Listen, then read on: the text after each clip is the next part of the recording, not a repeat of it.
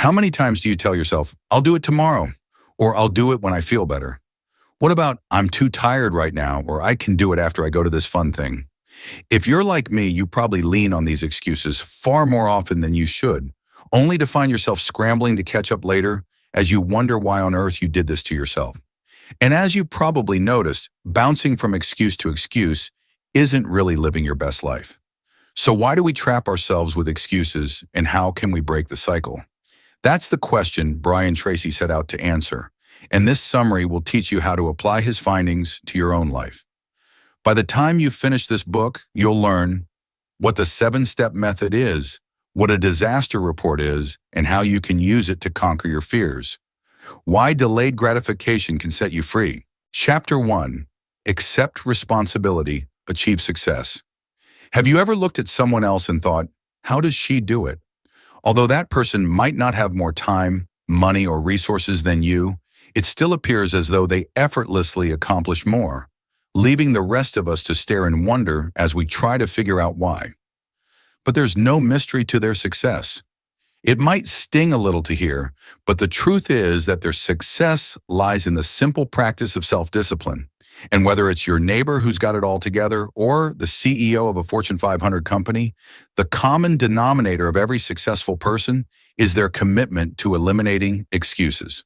But the good news is that the benefits of self-discipline aren't exclusive to some secret group of people who have it all figured out.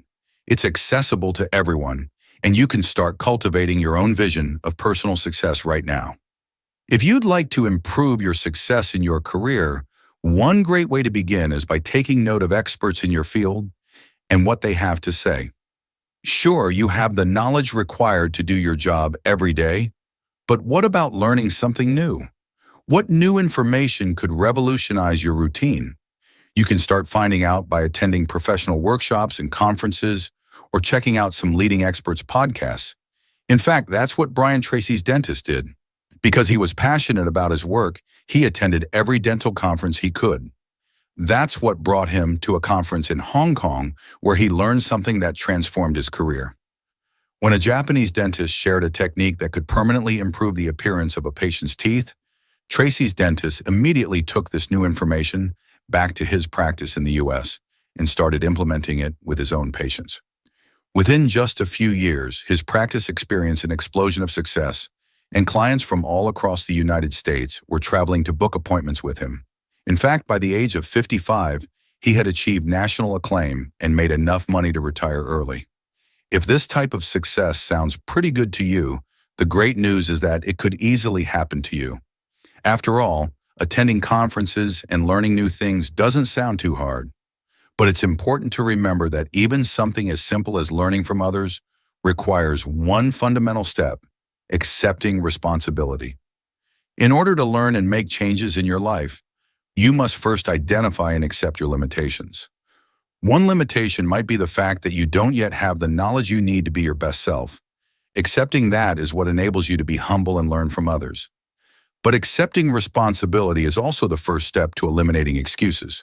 Whatever you lack in your own life, whatever you'd like to change, it's critical that you own it and resist the temptation to blame your disadvantages on others. Brian Tracy learned that the hard way, and it was that discovery which motivated him to write No Excuses. Because after finding himself in a dead-end job at the age of 21, with little money, no success, and no sense of personal satisfaction, he realized that was all due to his habit of blaming his problems on his childhood and his lack of education. But once he realized that, Tracy instantly set out to redirect his toxic thought patterns. He started buying self-help books and learning everything he could about self-improvement. He began putting more effort in at his job and giving 100% of himself to everything he did. By making an active effort to change the negative aspects of his life, Tracy not only retrained his brain, but charted a new course for personal success. Chapter 2. Adopt the 7-step method. This little piece of advice is for everyone who's struggled to keep a New Year's resolution. And let's be honest, that's pretty much all of us. So if you've ever found yourself Googling how to stick to your New Year's resolutions, here's a practical method that you can put in action all year long. It's called the 7-step method, and it's even simpler than it sounds. Here's how it works. Step 1. Decide exactly what you want. Don't just write a generic goal like lose weight or make more money. Identify a specific and realistic goal like lose 50 pounds. Step 2. Write down your specific goal. Step 3. Set a realistic deadline for accomplishing your goal.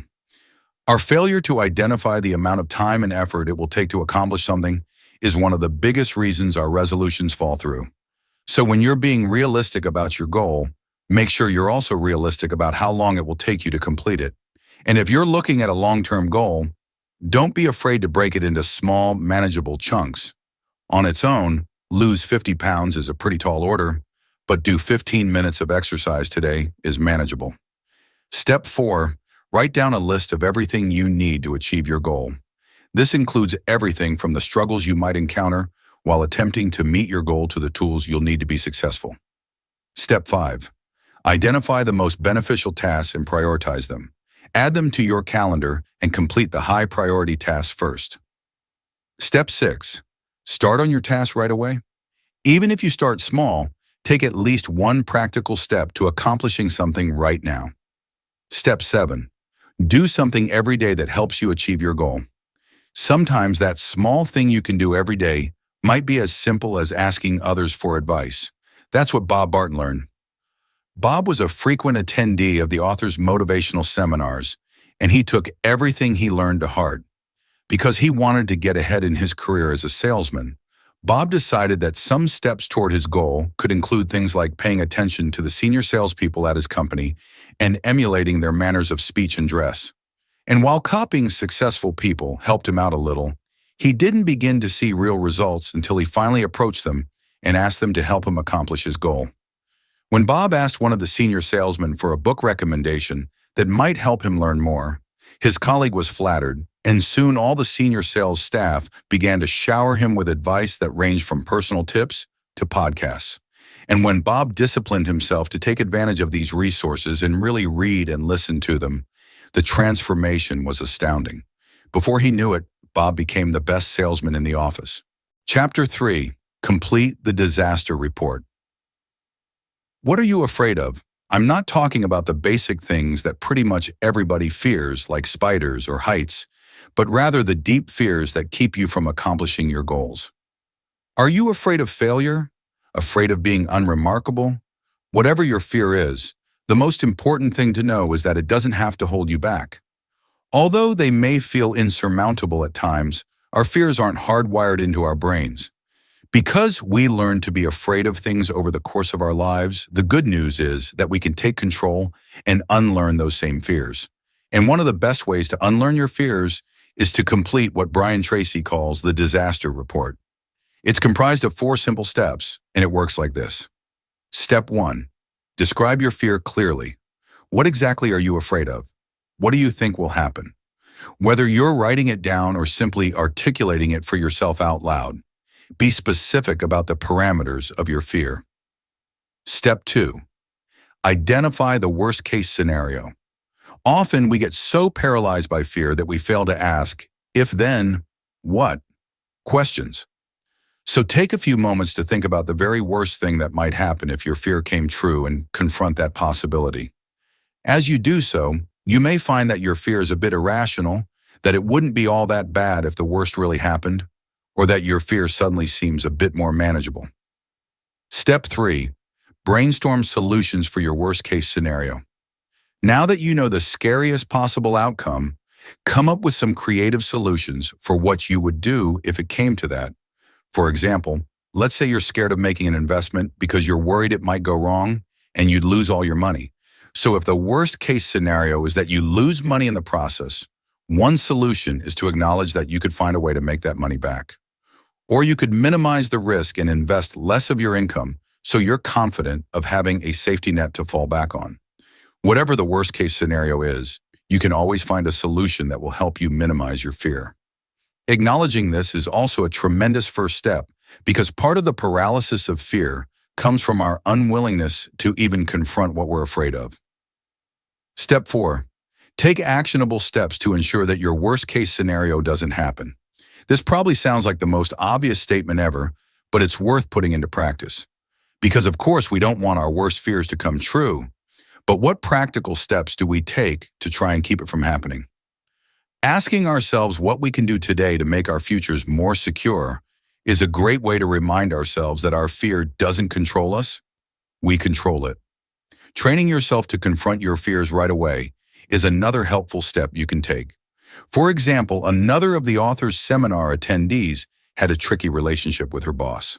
Although she was a top employee, her boss never lost an opportunity to find fault with her work, which, understandably, caused her to feel nervous and uncomfortable at work. And after months of dreading any interaction with her boss, she finally put Tracy's advice to the test and simply told him, "Please don't talk to me that way. I'd really appreciate being spoken to differently. When my feelings are hurt, I can't focus on my work or give my best." And although she was nervous about her boss's reaction, the worst-case scenario didn't happen. Instead, her boss apologized and spoke to her respectfully in all future interactions. Chapter 4. Self-discipline determines your success. Although some of our examples have centered on the lives and best practices of those who work for someone else, the truth is that self-discipline is still a vital part of your success, even if you're self-employed. In fact, it might even be more important then. That's because statistics show that the average business owner works 59 hours every week. So if you're running your own business, it's critical to be aware of the willpower, consistency, and determination which fuels the successful management of that work schedule. In order to maintain it, you'll need to implement the CANEI method, which stands for Continuous and Never-Ending Improvement. Here's how it works. You know, of course, that when you start a new business, you need to write up a business plan and identify key things like your target market, pricing strategies, marketing tactics, etc. But you should also know that this business plan isn't set in stone. No matter how well it's serving you at the moment, there will come a point when your current strategy fails to work for you. And because of this, you should be constantly on the lookout for new ways to improve. That's how you avoid the failures of businesses like Blockbuster, which collapsed because they refused to adapt with the changing market. So keep in mind that a successful business is one which is constantly improving. And to lead that successful business, you must always seek to challenge and improve yourself. But the same is true for every employee out there as well. Although you may not be responsible for the growth of an entire business, you're 100% in charge of your growth. And although that might not sound like a big deal, maximizing your sense of personal responsibility can actually help you to move up in your company. Brian Tracy learned that firsthand when he worked for a property development company. He started by giving his best to every job he was assigned and then asking his boss for more responsibility. And as he earned it, he continued to develop his sense of self-discipline, training himself to get the job done better and faster than the last time, until he'd beaten his personal best. This ultimately earned him the reputation as the go-to guy that you could trust to do anything well. And once he had that reputation, Tracy just kept building on it until one day he was asked to fly to Reno and start working on a new property the company had just acquired. Although he'd only been asked to do it in the next couple of weeks, Tracy took initiative and flew out the next day to get an early start. By doing this, he discovered that the property had no access to water and thus was virtually useless for development. Catching this mistake early enabled him to terminate the contract and save his company the $2 million they would have otherwise wasted. It all goes to show you what can be accomplished when you take initiative and practice some aggressive self-discipline. Chapter 5. Achieve Financial Freedom. Do you work because you have to or because you want to? For most of us, it's the former, and we often spend our time fantasizing about what we'd do if we had complete financial freedom. We'd buy a mansion, perhaps, or spend all our time laying by the beach. Every moment we'd normally spend working could suddenly be spent in pursuit of only our favorite activities. Sounds pretty great, doesn't it? But what you might not know is that this could actually be well within your reach. How can you do it? Well, the first step to achieving financial freedom starts with practicing something called delayed gratification. Because our world has gotten faster than ever, our expectation of getting exactly what we want at the moment we want it has increased as well, and it's a death blow to our success. That's because success can only be achieved through self-discipline, and self-discipline requires patience. So, although it may be tough to master at first, start training yourself to take control with the 1% method. All you have to do is set aside 1% of your income and discipline yourself not to touch these savings. And if you think about it, when you're living off the other 99% of your income, it's not like you'll miss it all that much. Because if you earn $3,000 a month, 1% is just $30. Is the lack of an extra $30 a month going to cause you significant hardship? Probably not.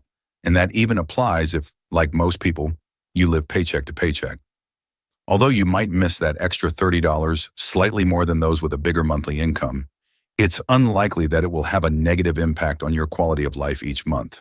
And by setting aside just 1% of your income each month, you can soon build a sizable savings account that will help you gain financial freedom. In fact, if you're able, you can even try upgrading to 2% of your monthly income and watch your savings grow. Now that sounds like a pretty manageable path to financial freedom, but would you believe that cultivating a pattern of smart savings involves more than just setting aside money? It's also about time management, and for that you can use the ABCDE method. Like the 1% method, it's just as simple as it sounds, and it's the best way to cut procrastination from your life. Because honestly, isn't procrastination at the root of all our excuses? You can start eliminating your excuses by following these simple steps. A. These are your must-do tasks, denoted by the first letter of the alphabet, because they're the things you've got to do first. Any task that will bring major negative consequences for ignoring them should be put in this category. B. Should-do tasks go here. While you definitely ought to do them, you probably won't die if you don't get these things done. C. Nice-to-do tasks go in this category. Think writing a card to a friend or offering to do someone a favor. These are great things, and you should definitely do them if you can. But don't prioritize your great-aunt's birthday card over the presentation that could cost you your job. D. These are the tasks that can be delegated to others. Often, when we take on responsibilities, we assume we have to do every single thing on our own. But in fact, some things could be delegated to people we trust who are willing to help us take some of the load. So, if a quick errand can be delegated to your partner, put it in the D category and get on with your A jobs. E. Lastly, these are the tasks that aren't essential. Being neither necessary nor nice or otherwise important, these things don't have to be done and are probably distractions. Ignore them and focus on your main goals. Chapter 6. Avoiding the three whites. Any book about getting rid of excuses has to deal with exercise at some point, because exercise is one of the most common things we make excuses about. And if we're going to be truly healthy and successful, then working some exercise into our lifestyle isn't just a good idea, it's absolutely necessary. Cultivating healthy eating habits is equally important, and one of the best ways to develop those habits is the Thinking Big weight loss program. Developed by Brian Tracy as an integral part of his No Excuses ideology, Thinking Big encourages users to cut the three whites out of their diet. These, of course, are sugar, salt, and flour. And step 1 begins with eliminating all sugars from your diet. Ouch! Although you'll definitely miss sugary desserts, sweet drinks, and sugar in your morning coffee, making this choice requires a clear identification of your priorities. Because if your priority is to be your healthiest self, you can't go wrong with a diet that helps you to shave off 1 pound a day, increase your energy, and boost your focus. To really maximize these benefits, you should also cut out all salt from your meals. Goodbye, French fries. And last but not least, eliminate all white flour products like bread, pastries, and pasta from your diet as well. You're probably thinking we've just asked you to cut out pretty much anything that tastes good, and you're probably right. But as with every no excuses decision, it's all about priorities. Sacrifice is an essential element of any healthy food pattern. And if your goal is to see real results in your weight loss, this is a proven way to get there. Chapter 7. Improve your personal relationships. No excuses means no regrets. That's one of the best things about it. Because when you remove procrastination as an option and discipline yourself to achieve your goals, the fewer occasions you have to look back and say, I wish I'd done. Our personal relationships are often some of our biggest sources of regret, and as such, they're the perfect frontier for self-improvement. So using the methods outlined in this book, take a look at your relationships and identify what you need to improve.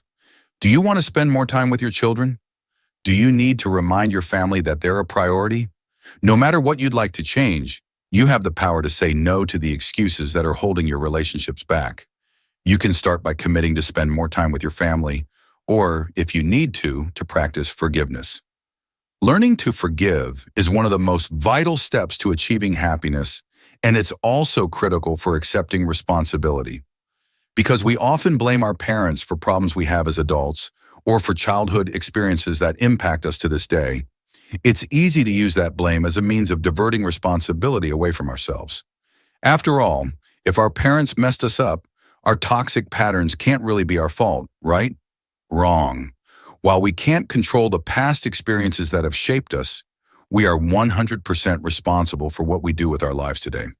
So if there's anyone you need to forgive or anything you need to let go of, relinquish those excuses today and start on the path to happiness.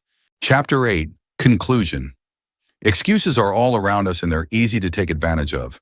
But choosing the easy route won't bring us happiness and success. Instead, it's the quickest way to ensure that we'll one day wake up and find ourselves unhappy, unfulfilled, and wondering how we got this way. If you want to reclaim your future and find success, happiness, and financial freedom, you've got to say no to excuses and cultivate self-discipline.